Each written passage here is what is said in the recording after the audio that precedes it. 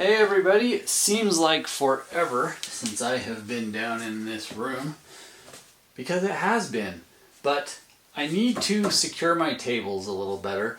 As you can see, they wobble a little, and they can come apart really easy if you bump them because they're not very light. So what I did is I went to my hardware store and I got these adjustable toggle ball bungees. They're fairly short, they don't have a lot of stretch, but the nice thing is you can actually adjust them. You just push up right there, pull on the other side if you want to shorten them, then they have the ball.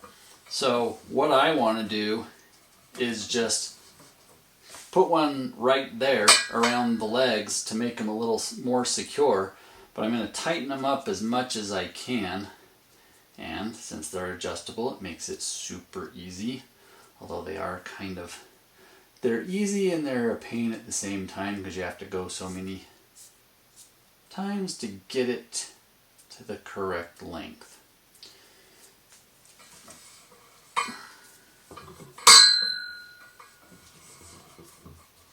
And slide that up. That holds those pretty well.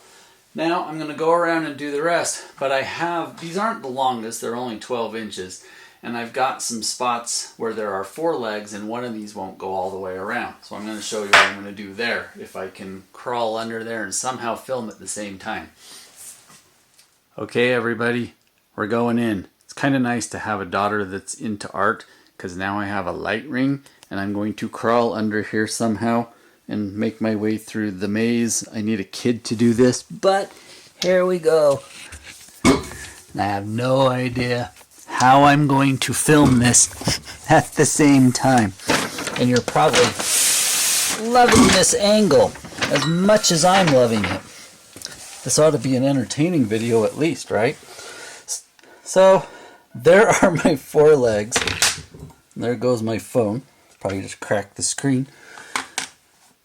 And what I'm going to do is I'm going to go diagonally from one to the other one, and that way they ought to hold each other quite well, and I don't think I can film this at all. So let me just do it real quick. I'll edit it and then I'll show you the finished result. Okay, so there are my toggles.